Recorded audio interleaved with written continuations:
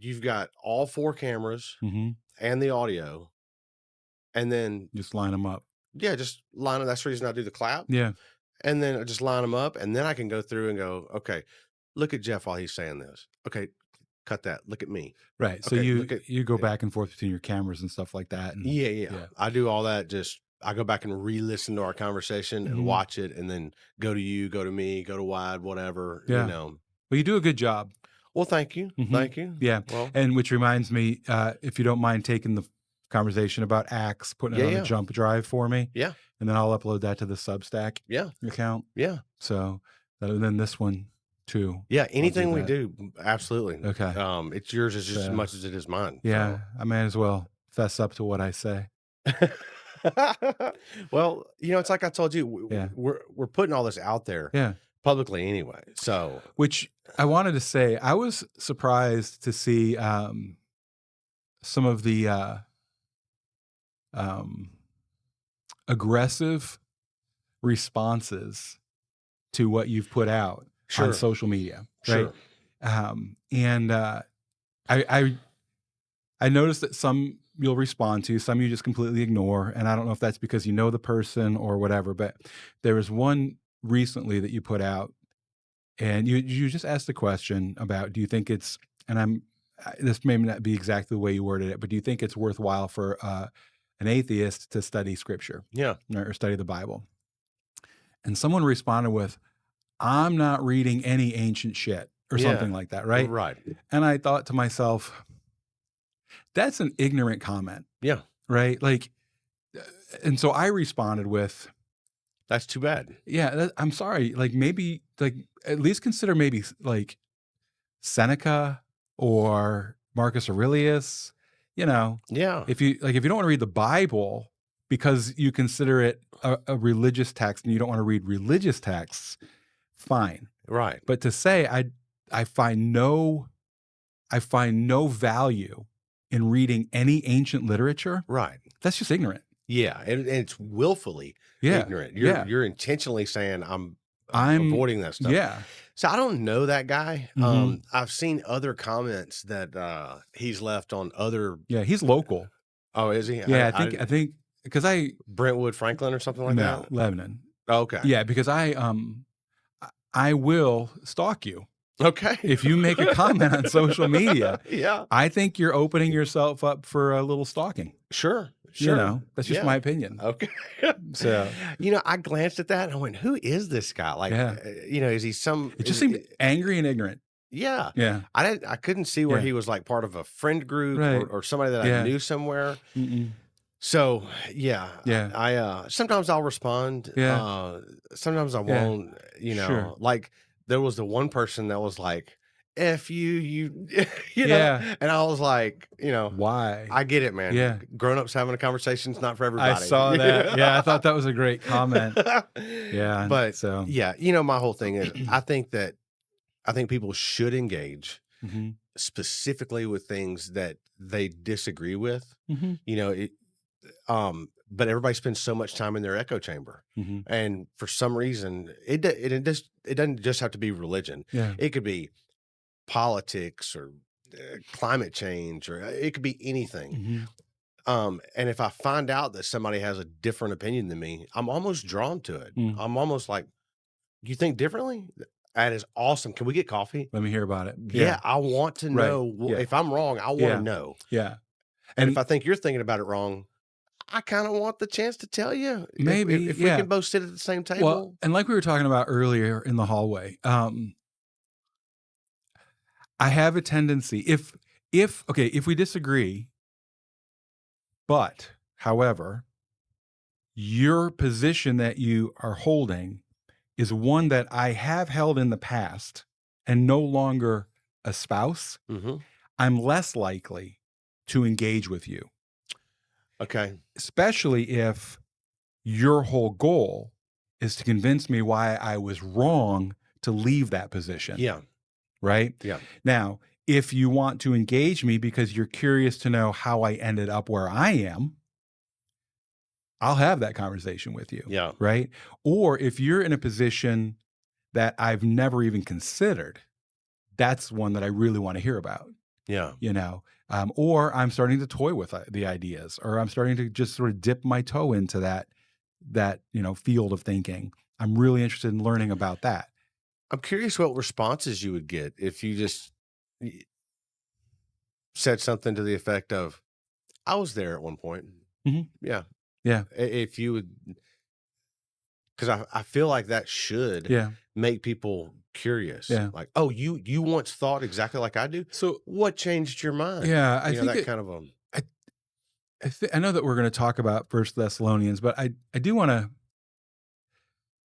to share something. And I wasn't like I didn't come down here anticipating this, but through this moment of conversation we're having, it sort of popped into my head. So, how did I end up where I'm at currently? Right? Because and I say currently because it's very possible that as I continue to study and I continue to move. mhm, Right? So I still am firmly in the Christian camp. Now I know that we've had this conversation too. Some people would disagree with that. mhm. However, I think that in order to see what part of the Christian camp I'm in, you may have to go uh, further back than the early 1800s.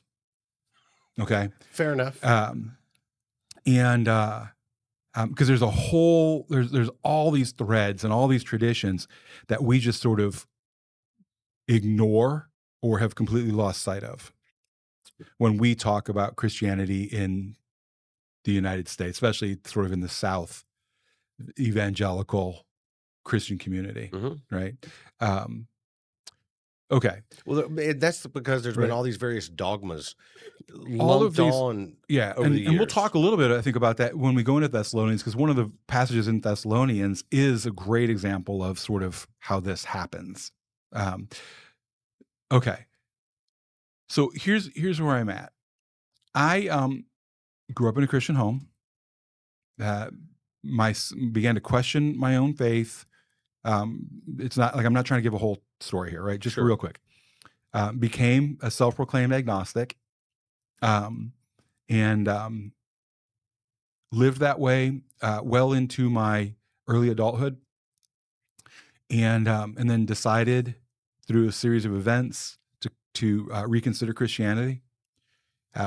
Became convinced in what I uh, in in what I was hearing, um, and became a fundamentalist in the way that we always do as humans whenever our belief system shifts. Yeah, when we settle into that new territory, we're all about it. We're a fundamentalist. We hold it. It is the truth. It is the like, and and I am certain about this, and everyone else is wrong, evil, or stupid. Mhm. Right? Okay. And so I did that, and then I began to study and I began to do things, and I saw little cracks. And I began to realize like there's a lot of you have to do a lot of theological gymnastics in order to continue to uphold some of the things that I was vehemently arguing for. Mm. And then it became my opinion, my observation, right or wrong, it became my observation that most of the people that I knew and I cared about that were fleeing the church were doing so because of what I felt was kind of shaky theology anyway. Mm. That they were running towards that, or that They they were were running away from that, running away from, right? So, like, okay. I don't go to church anymore, and we began to, in my mind, um, probably because of my own experience, where I never gave up a belief in sort of divine. Um, what I had given up was the doctrine.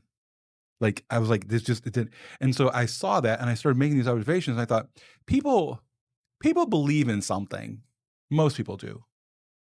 Again, my experience, right? Sure. That most people are, or at least want to, but what they can't swallow is what they're being forced to swallow. They're being told, if you want to believe, it has to be this way. Yeah. And then the moment they couldn't, they were told, well, that's your only option. Right. So now you need to leave.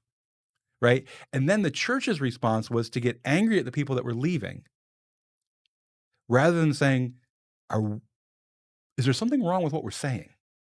Mm. Um, That's tough for a right? yeah. And so I began to say, okay, let's look at all this again. and and can we think of a different way to say what we believe? Can we are we demanding things from people that we don't even need to demand? And is there more room for people than we want to acknowledge? And so it set me down this path of doing like serious study on things and coming away with different perspectives. One of the things that became really important to me was um, how okay, words are mouth sounds. I know we've had this conversation too. Words are mouth sounds, and don't get married to the word. Try to see if there's a maybe there might be a better way for you to express the meaning that you're trying to express, Right. right? And so, like for example, years ago, within my particular tradition, one of the things that people wanted to fight about was the pronouns Mhm. when you talk about God, and and I thought that was ridiculous because people get really angry if you didn't use he, as if God had a penis. And so, my point, I was like, well, why is that language important? Because you're trying to communicate maybe a relationship, potential for a relationship, or how do we relate to the divine? How can we understand the way we relate to the divine? And Mhm. when you start doing that, well, then you're not married to any one word. The truth isn't in the word. The truth is what is you're trying to communicate something using that word, Right. right? And so that's kind of that was sort of one of those moments where I was just like, that really opened up some things for me. Um, and then, of course, I don't read the Bible in a vacuum. Um, and anyway, so that's kind of where I'm at. I'm trying to say, like, I guess what I'm trying to say is I want people to understand that it's not either I believe this way or my only other option is to just throw it all out. Right. What I want to say is, no, that's just one way people believe.